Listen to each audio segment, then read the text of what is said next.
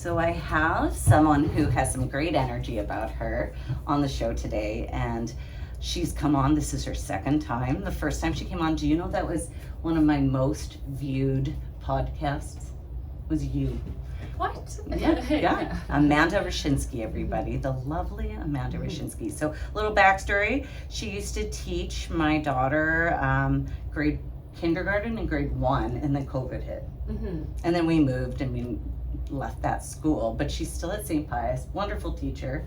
I love your philosophy about the way you mix like breath work into like, you know, your studies and like a little bit of yoga and stuff. You do it at the right age, because at that age they're just sponges. It transformed how Nora works. So I really think that the reason why we went to St. Pius was because of you, and for Nora to have her time with you, because it was instrumental in her being open to breathing and yoga, because it doesn't seem weird to her. Well, I'm grateful that that's what came of that, because I'm just expressing what's natural to me.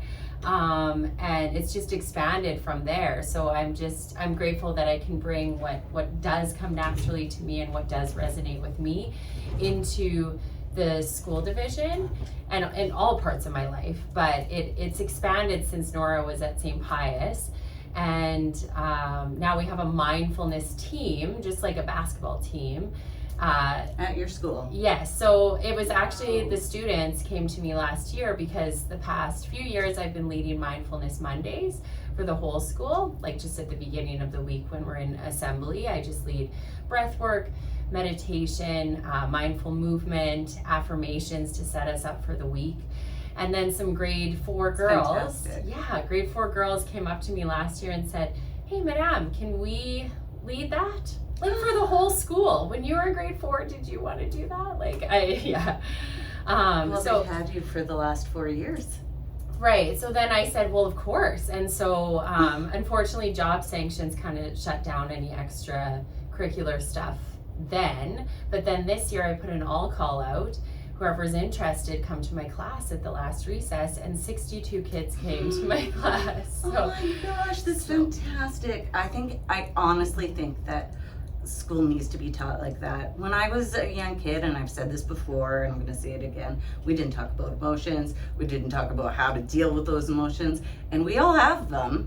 And, you know, we do need to figure out how to manage them and, like, you know, live with them. So why don't we have those tools at school? So that's right. Beautiful. That so it's just about building up their toolkit so that they're ready to handle those inevitable emotions, difficulties, you know, that come up in life, and emotions, and you know, you never know what's going to happen.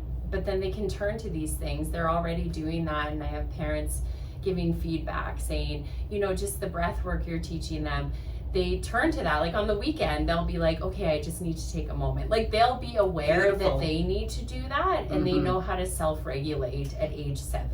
Well, I was just reading that Mel Robbins book. I know everybody's reading it, but I read it before and I'm reading it again. But I remember she was talking about how an emotion lasts like, the chemical that hits your body is like for like 7 seconds, and it actually you can get back to regulated breath in like 90 seconds. So really, like all of our reaction, if you just take 90 seconds of breath work, you know, you're going to be in a better situation to not be so heated or emotional in the way that you respond to things. Yes, and my simple strategy, I know, you know, there's the strategies of calming the class down, counting down. I use that, or clapping, or like the call and response. I hate the clapping. But for me, all I do is inhale and exhale, and I'll do some movement with my arms too. And as soon as I say inspire, and then everybody just starts to do it, and it just like, you know, brings them back. Plus, it's calming their nervous system. It's balancing everything out again. So it's just, they drop right into it. And so just having that already within their system is just, it just will come naturally. They won't even think about it. It's just a part of who they are already. And it's not something they're adding or trying to change about themselves. It's like in their roots. Yeah. Their foundations. yeah, so I'm loving leading that team, and then also the wellness days at school have expanded. And Tell us what a wellness day is. so we started a few years ago with kindergarten to grade 4 and more in-house, where some of the teachers within the school were leading it. We brought in like Jason Szynski with the headsets too, and we did a little, like stuff with that. I don't know what that is. So it's a sound off experience. I don't know if, so it's where everybody gets a headset, and he would DJ, and then I would lead the yoga. But at school, you can have it on 2 separate channels. So on one half of the gym, I was leading calming breathing and meditation and some gentle movement. And on the other side, he was leading like ecstatic dance, and like they were acting like animals, but you couldn't hear each other because you just had that's so wild. The headset. So smart, using technology and like using the same space.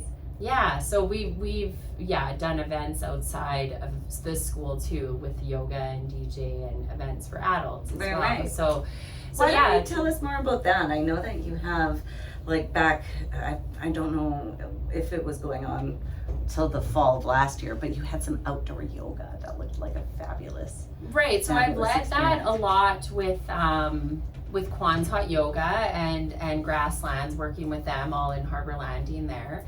And then also leading our ultimate healing experiences. So a couple summers ago, and it was right around the time I was on this show the first time, I just came up with the idea that summer to create this experience that had multiple healing modalities all in one 2-hour experience, so that everybody could kind of get a taste without committing fully to a one-on-one session or a big training, or it's more cost efficient. Yeah, it's more intimidating that way, and also it's a little more expensive, right, when you're just doing one-on-one. And so then I just had this idea, and I went to one of my healing colleagues. He also teaches at Kwan's Hot Yoga. And I just said, do you want to like do this? And so we've created quite a community with the Ultimate Healing Experience. And it's beautiful. It's actually like, we call it the UHE now, because people are like, when's the next UHE? And so we're sold out for the March one. That one filled up already. And is this at Kwan's then, or? So we actually, we've hosted them at Kwan's, but also we started hosting them in our backyards. So outdoors, so that's where the outdoors, and so we had lots of space, and then we'd have time to hang out after too, and we'd have fires, and all about that community as well, and connecting and collaborating with other healers. So we've actually been working in spaces all over the city, and that's bringing that awareness of that we do have these wellness centers within our community, and lots of people don't even know about them because they are quite new. So of course Kwan's Hot Yoga, and we host events and workshops there, but there's the Heart Center, Tribal Vibes, Wildfire. They're all on Broad Street, kind of near Value Village. Beautiful spaces, and they have like registered psychologists, they have fire dancers, they have like, it's all really neat things, like such a range of things, right? And then Session Stuff as well. It's a really cute little store, but then at the back there's a nice space to lead things. And I went to a sound bath there once. With Leanne. So that's our one in March, actually coming up March 29th, is collaborating with her. Oh, wonderful. So my goal is to collaborate with all these other healers and entrepreneurs and leaders within our community in those spaces, to build something to eventually take this to like Mosaic Stadium. Wouldn't that be epic? To have like multiple energy healers, multiple sound healers, multiple breath work, yoga, and just a huge event. So just starting to build that. I love that. And then you can have your little session. Not even little, if you're there, you're gonna have a big session of people doing each little thing or whatever. Right, cool. So that's my vision. We're gonna manifest that. It's gonna happen. Thank you. I think that Regina and Saskatchewan, like, we do have such a big community. Since I started the show, like, I had Tara Semple on. She is at one of the Knox Church, I think. Yes, the Knox Metropolitan. I've been to many of those sound baths for the fall and spring equinox. She has a lot of people doing that. We have Patricia Meyer, who does lots of work with like hypnosis and like all and freeing your voice. We've had your girlfriend that came on to talk about movement and like expressing yourself and somatic experiencing and embodiment. So there's so many cool people, and in Saskatchewan in the winter, like having a community like that I think is probably gonna resonate with a lot of people and help them through those cold months. Definitely. And that's, and these experiences, they just take people where they need to go. And we have lots of people coming each month, right, signing up. And it's literally been life-changing for them just to come to just this 2-hour experience, right, where they feel the energy. Yes, you have to come. Well, March, April. Your April 12th. Yeah, we already have our dates set out into September. So I will. I really think that these tools are to taste it all is a cool way to really experience. Like I'm a little bit of a. Like I'm interested in that side. Like I feel like there's energy between all of us. Like for sure. I just don't have like that. Like I know some people can see in colors, or some people like I'm not like that, but I can appreciate it. But I've never tried all these different things to see how those would feel. Right, and to see if it would activate some of your own natural abilities, because everybody has them within, and we all express them in different ways, and it's just about rediscovering that. And a lot of people have never really had the opportunity to do that in their lives. They've never been told how to cultivate from within rather than like the just external, right?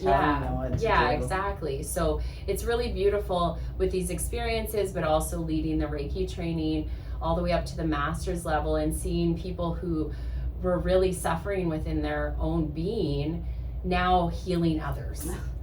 So and that's how I was, and so that's how I transformed, and now just leading others in the training, just being aware of their energy body, being aware of their abilities, and giving them the time and the space to allow that to crack open and unfold and unravel, and having them in the safe space where they can. Thinking safe space. Yeah. So just more and more of that happening. Like when I first started leading the Reiki training, I'd have like 2 people, at the training, and that's great. But lately it's been like 10 people, and more people are still, that date doesn't work for me, but when's the next one? So why do you think people are more open to it? I think it's just they're wanting to know themselves better, and it's also, I think, more acceptable, I guess, or more mainstream, or people don't judge it as like a weird thing anymore. And also, like once the word spreads, like exactly, it's like one person tells 3 people, those 3 people tell, and then it becomes more of a group thing rather than just a couple people are over there doing that. And then so more people are doing it than not, right? I do this thing when my husband's crusty. I go up to him and I fluff his energy, right? Like I go, I'm fluffing your energy. So you have these abilities, Kathy. Well, I do that, right? And my girls even do that when he's grumpy. We're like, we're gonna fluff your energy. So anyways, he was telling me that he he told somebody else, that a colleague that he works with, really close friend, and she was having a shitty day, and he's like, I need to fluff your energy. And he explained to her like what we do, like when we're grumpy, it's kind of our way of like, shifting things up. And now she does it to her like family too. Right, and so nobody thinks it's weird anymore. I think we're just like okay with. That's fun. I like that. And it's just about creating these spaces where people can learn how to navigate their energy and how to fluff their energy or ground their energy or express their energy and not feel like they have to hold back from being their authentic selves. Right? And when you do that, like you're gonna feel so much better. Now, I'm sorry to jump around a bit, but you had said earlier today you were at a meeting, and I'm very interested to see how you would envision our education system taking this philosophy and rolling with it more. Yes, so I'm grateful to work with colleagues at my school that are in support of this and that are wanting to learn more about all these, whatever it might be, right? The tools in the tools, and yeah, exactly. And so then just with last year's Wellness Days in our new space at the new St. Pius School, the new build, right? We actually won an award and went to Yorkton and spoke to that, and then just connecting. What was the award for? So it was a sustainability award, and so it incorporates also mental health and wellness, and that's sustaining, our communities and the health and well-being, of our communities. So then one of the presenters actually suggested that we go for it, right? Like put our names in, and then we were awarded. So then after that, I connected with the director of the school division, Regina Catholic School Division, Sean Chase. He's retiring this year, actually, now. It's too bad because we're just getting something going, but hopefully it'll just pass on to the next director. Just said a thank you for allowing us, because it was a school day that we had to go for this award, and just saying, thank you so much for, covering our sub cost. And right, that's awesome. And I also have all these other ideas. And then so he invited me to the employee well-being meeting this last fall. And one of the suggestions was to present the format of what we're doing at St. Pius to all schools. And the best way to do that is to present it to all administrators within the school division, right? And then it hits all schools. So that was just a couple weeks ago, right before the February break. So we'll see what comes of this. Just planting little seeds. You're smart to keep on always doing that. You're an advocate. I'm just so passionate about it, and I know that it's my purpose to share this, and I know how much these tools have changed my life and continue to, and I just want to share it. And I see when I do share it, it helps others, inspires others, and shifts things for them. So I know it works. So only people who have experienced some kind of I don't know, I don't want to assume anything about you, but I think that if you are empathetic to somebody that's going through tough times, maybe you've had some tough times. So it's you never want somebody to feel that way. Here's how we can get there and not there, and stay in a positive frame of mind, or whatever you want to call it. Definitely. Yeah, I think it, you don't have to be wounded at some point in your life necessarily to get to that place, but I definitely resonate with the wounded healer type. I have been in those darker places, but that's how I've recognized and sense into and feel that in others exactly now, and just showing them how they can turn that darkness into light. It's all the same energy, it's just what you're doing with it. Mm-hmm. And with these practices, it just shifts your energy. So I love that. It's so exciting. I really think when we look at the school system, there's so many things that from the outside it's easy to say change this, change that, but in essence, I'm not going to go into the classrooms and change anything. You are, though, so we're very lucky to have people that are doing that, because a lot of us don't have the access or the ears to talk about it. And I know that a lot of us keep on dogging our school system, but hearing things like this, it gives me some, hope that these kids are going to be prepared for when they're, 18 and trying to figure out, do I go to university? Do I not? What's in it for me? And follow their heart versus, all the other noise out there. Right. Yeah, absolutely. No, it just takes some time, right, to shift things. And I know there's people in other schools, other teachers doing these types of things as well. So it's just about the next step would be connecting with those people who are wanting to do these things within their school, and kind of set up a format across the school division, right? That's division wide. That we can use, and just you just put it into place, and then it's easy to just adapt it to your school and the Mindful school community. Monday. Yeah, exactly. And there's probably one or two people that are motivated to lead that within their school. And if not, I would love to come in and help them and create a wellness consultant position. Oh my goodness, wouldn't that be great if you could Yeah. go to all the schools and create that little space? People don't use religion in the same way, like going to church and like having a community.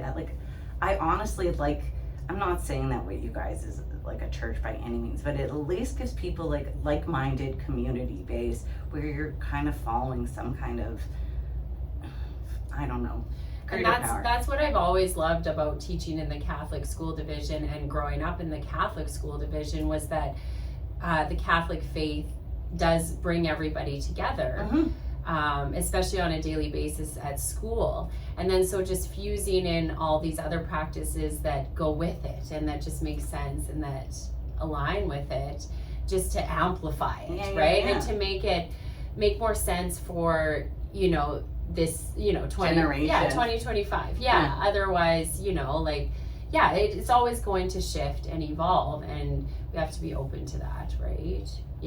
So Oh, that's really cool. yeah. So before we end today, we have a few minutes, and Amanda has offered to do a little breathing exercise for us.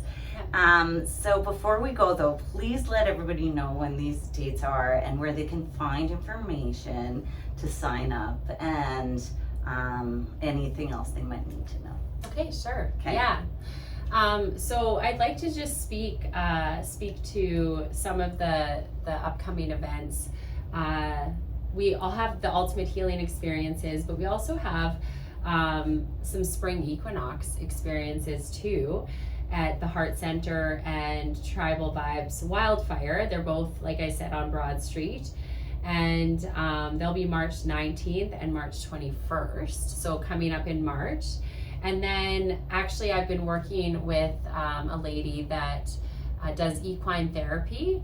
And she has an acreage just 10 minutes outside of the city. And she came to one of my chakra workshops and then was like, I want to start working with you. So we did an equine and energy event last fall with her horses. And so the equine therapy, and so we're doing an event for summer solstice and the fall equinox again out there, and a few other things, maybe offering some individual one-on-one sessions as well.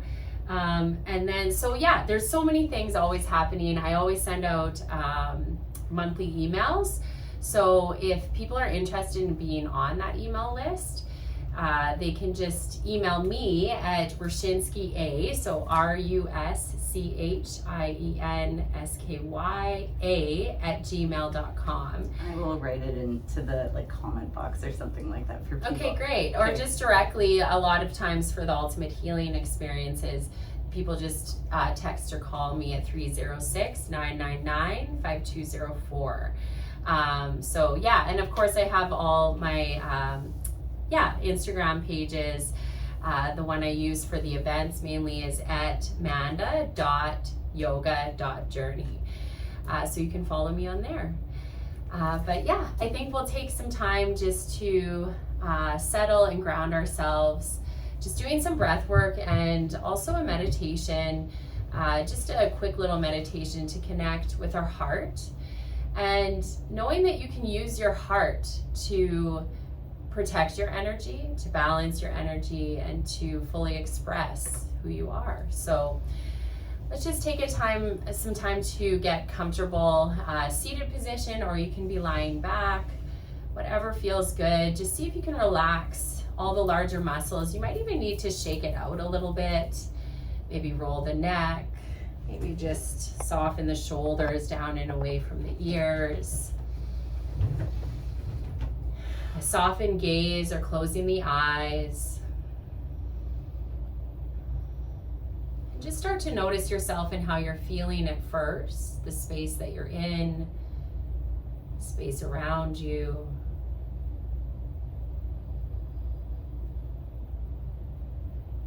And start to go a little more inwards. So just checking in, not only with your physical body,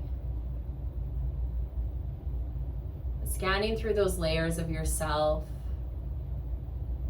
mental, emotional, and spiritual layers. What's coming up in the mind, the heart, soul.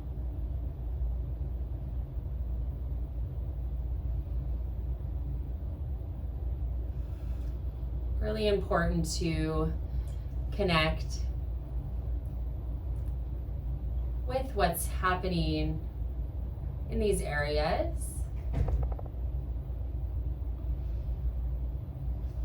And being accepting, loving, and open to whatever comes up. Sinking that awareness deeper into your heart space. You might even bring your left hand to the heart, right hand to the belly.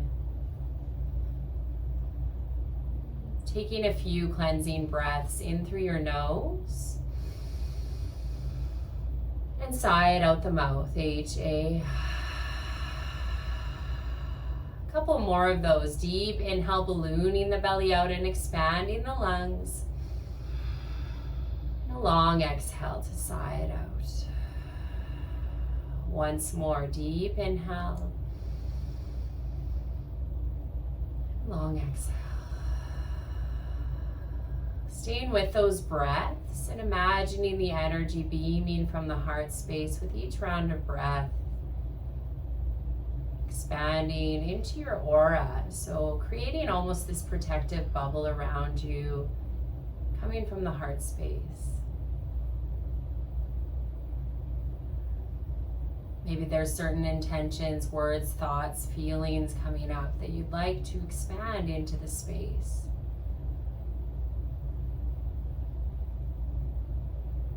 Knowing that you can always come back to your breath, back to your heart, and whatever you do. So from my heart to yours, namaste. Namaste.